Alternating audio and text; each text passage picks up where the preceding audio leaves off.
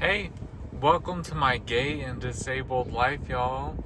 My name is Steven, or as I go by the part-time vegan here on YouTube, because being healthy is a full-time job. I live here in Houston, Texas, and I'm 38 years of fabulous. How about that? And this is my gay life. I'm gay and disabled, and I'm 38 years old. I have multiple sclerosis, and I've been dealing with it since diagnosis of January 2012, but I started showing symptoms of it like summertime of 2011. This is my life, and I want to make sure to be as authentic as I can, because there's no reason to live a lie. There's no reason not to just let the world see all of my amazingness, all of my positivity and kindness, and most importantly, my love. I have such a love for life and for people. I care, man. I care about everybody else. I care about everybody else doing well and thriving. You guys, so I want to talk about growing up here in the South, my story as a gay individual. I was awakened in my sexuality at a very, very early age. I was probably about 4 when I knew there was something different. 4 years old when I realized, I didn't know what it was at the time, but I realized I really had a fondness for other boys. You know, I was young, I was 4 years old, boys, you know, I can say that. But I had a fondness for people of the same sex as me. I didn't know what it was or what it meant, and I just kind of held that to myself. And I grew up, and I didn't have a home where my family was like homophobic, but I also just didn't feel safe. It's the South. I'm in the Bible Belt, y'all. I'm in Texas. And it was growing up in the 90s when it was not as progressive as things are now. So, as I kept growing, through school and everything, I heard the word gay for the first time. I was probably in elementary school. And I remember asking my mom what that meant. And she was like, oh, that's when a guy likes another guy. She's like, but that's not right. That's not what God wants. And that's not you. And I was like, okay, I was just asking. Like, I heard that word at school. I just want to know what it meant. Little did she know. We grew up Southern Baptist. And I was in church from as far back as I can remember till I was about 12 years old, when I made the conscious decision to step away from the church. I stepped away. I did not feel safe. I did not feel uplifted. I did not feel accepted. Southern Baptist is all about preaching fire and brimstone and all the things you're gonna do that's gonna get you sent to hell, and how you gotta repent for it, and how your end goal is heaven, but you gotta do this, and this, and you gotta neglect this and this, and live life a certain way, and blah, blah, blah, like, and they're very homophobic. I couldn't tell my parents that was the main reason, but that was my main reason for stepping away from the church. But I will say, my parents approved, and they were like, you know what, you don't feel safe, we don't want to go there either. And they stepped away from the religion as well. And from that point forward, it was just more about growing up, just navigating. I got bullied a lot in school. I got called gay. I got called all the slurs you can imagine. And I was like, dude, I don't even talk to y'all. Y'all don't know about my personal life. Y'all don't know anything about me. Shut up. Leave me alone. Like, why do we do that? Why do we bully other people? And I had so many people watching it happen who didn't want to do anything either. And I was just like, Y'all don't need to, it's fine. But whatever. I battled a lot of depression going through school. When I got to high school, I remember my first ever friend who I came out to, and she was so loving and accepting of it. And she was just like, I knew Steven. I was like, I'm aware you probably knew, but I needed to find the strength in me to tell somebody. And she was like, well, I'm glad I'm your first. I'm like, you are.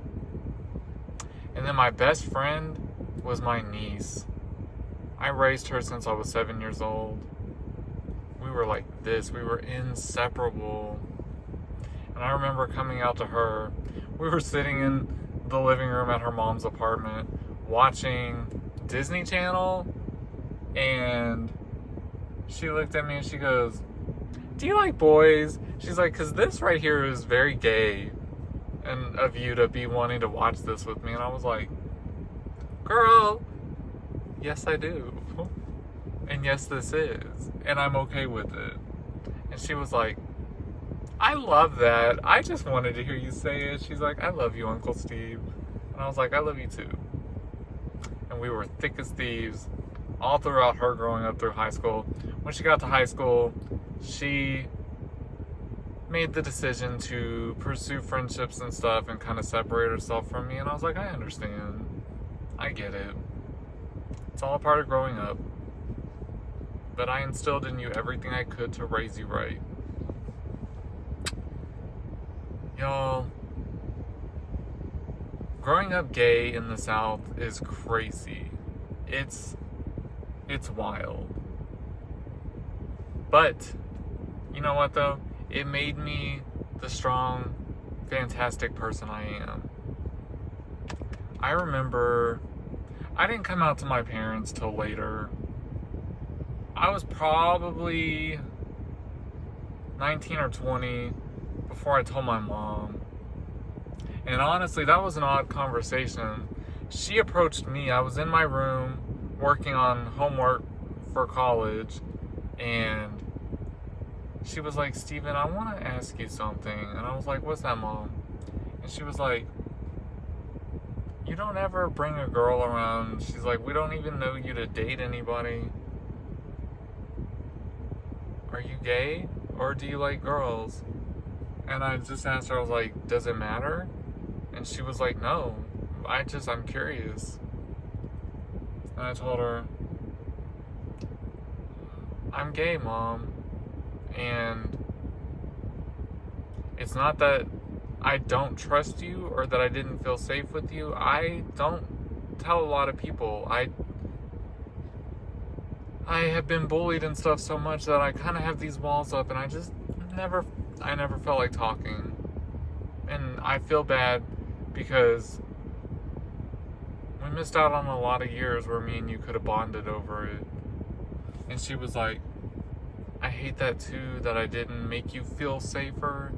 She's like, because I would never judge you and I would never not love you because of you being gay. She's like, promise me you won't hide things from me anymore. And I told her, I won't. This is probably the hardest thing I could ever come to you with, and I promise. I love you too much, Mom.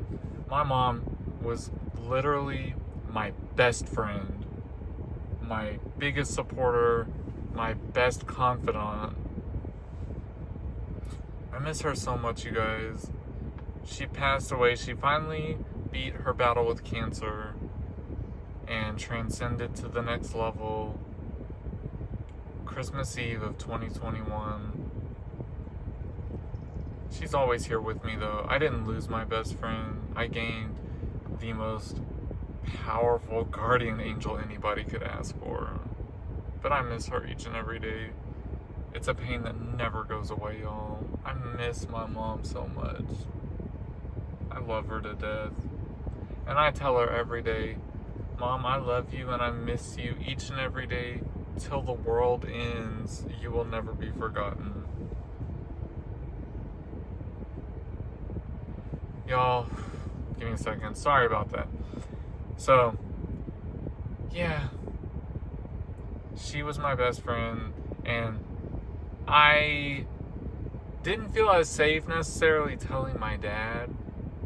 And my mom was like, I promise I will never tell him. That is your journey, not mine. And I was like, thank you for that. When I met my husband, that's when I told my dad. I was like, Dad, I'm in love. I fell in love at first sight, and I want to be able to bring this person around. I want them to be a part of the family. I want them to be loved and accepted. I'm gay. It's a man. And my dad just said, it's about damn time you told me. He's like, and I want to meet him. As long as you're being safe, I don't give a insert profane word here. And that's the only guy my dad's ever known me to be with, because I've been with my husband going on 15 years now. Literally, that's a story for another video, but it was love at first sight. I knew from the day I met him, I was like, we just imprinted on each other, and I was like, we're in game.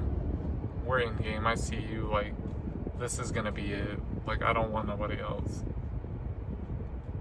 And he felt the same way about me. I'm so blessed. So, life's been a roller coaster, y'all. It's been a roller coaster. I got diagnosed a year and a half into our relationship, and I remember telling my husband, who was just my partner at the time, I remember telling him, I'm like, this is going to be a lifelong battle. This is your chance, and I completely understand, and I would never hold it against you if you want to walk away now. And he told me, absolutely not. What did I tell you from the get-go? We're in game. The game doesn't end here. We are going all the way. And on my worst days with this disease, I don't know how I would have gotten through it without him. Without his love and support. His undying love and support. Even when we're at wit's end with each other, we still have undying love and support for each other. I'm thankful. Even at times when I'm like, oh my God, I want to break up with you, I can't stand you. Burp, stop, because I don't mean it, and it's a very fleeting thought, and get out of my head, because I love this man, and I'm not going nowhere, and he's not going nowhere either. And now life is just a fun-ass adventure. Making memories, that's it. That's all me and him do. That's all we thrive for, we live for, is making memories. Paying these bills, traveling, and going to concerts, and just making memories. That's it. This is my gay and disabled life. Disabled from multiple sclerosis, but not defeated by multiple sclerosis. And that's a completely another video talking just about the disease. But welcome, you guys. Welcome to my gay and disabled life. And I just want to be as authentic and thrive to show my life, because this is my legacy I'm leaving here on YouTube. Can't wait to get to know you guys. Drop me some love in the comments. Smash that thumbs up and subscribe button. Pass this message along to other people. Let's keep building this community. I love you guys. Can't wait to tell you more of the story and see you in the next one, and just show you my fabulously gay and disabled life. Have a good one, y'all. Catch you in the next one.